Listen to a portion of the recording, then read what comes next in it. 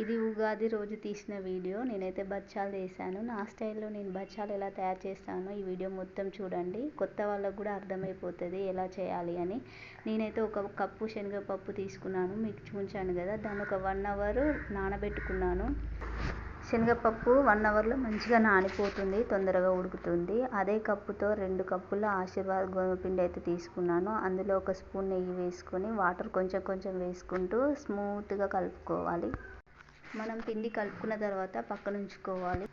పప్పును నానబెట్టుకున్నాం కదా, దాన్ని కుక్కర్లోకి తీసుకొని కొంచెం సాల్ట్, పసుపు వేసుకొని ఉడికించుకోవాలి. 5 విజిల్స్ అయితే ఉడికించుకున్నాను నేను. తర్వాత పప్పును వడగట్టుకోవాలి. ఆ వాటర్ని పప్పుచారులోకి యూజ్ చేసుకోవచ్చు. పప్పు చల్లారిన తర్వాత దాన్ని కొంచెం కొంచెం మిక్సీ పట్టుకోవాలి. నేను అదే కప్పుతోటి కప్పు బెల్లం తీసుకోవాలి, తురుముకోవాలి. బెల్లం పప్పు మిక్స్ అయ్యేదాకా కొంచెం లో ఫ్లేమ్లో ఉడికించుకొని మనం కలుపుకుంటూ చూసుకోవాలి.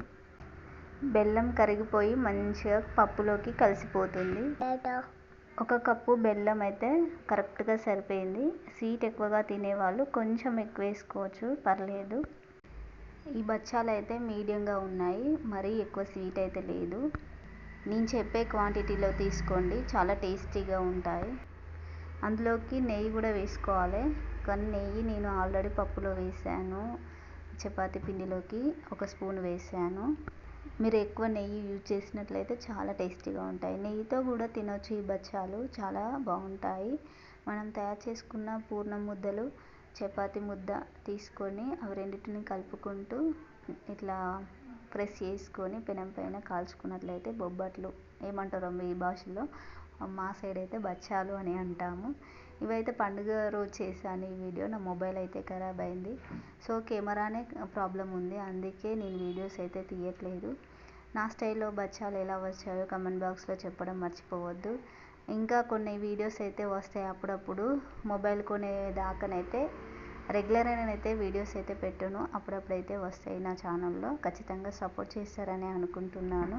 చాలా రోజులు అవుతుంది, అసలు లైక్స్ సబ్స్క్రైబర్సే చెయ్యరు, నాకు ఎందుకో ఏమో తెలియదు. ప్లీజ్ సపోర్ట్ చేయండి ఫ్రెండ్స్. మీరు సపోర్ట్ చేస్తేనే నేను కొత్త మొబైల్ కొనుక్కుందాం అనుకుంటున్నాను. 1000 సబ్స్క్రైబర్స్ అయితేనే నేను కొత్త మొబైల్ కొనుక్కుంటాను, లేకపోతే కొని కూడా వేస్టే కదా, డబ్బులు వేస్ట్ అయితే.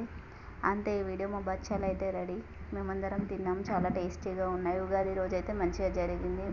మీరు ఎలా చేస్తారు? మీరు ఇలానే చేస్తారా, వెరైటీగా చేస్తారా అనేది కామెంట్ బాక్స్లో కామెంట్ చేయండి ఫ్రెండ్స్. అండ్ ఇంతకీ ఈ వీడియో నచ్చితే ఖచ్చితంగా లైక్ ఇవ్వడం మర్చిపోవద్దు. మరిన్ని వీడియోల కోసం నా ఛానల్ని సబ్స్క్రైబ్ చేయండి, మర్చిపోకండి నా ఛానల్ని. అంతే video. Thanks for watching. Bye friends.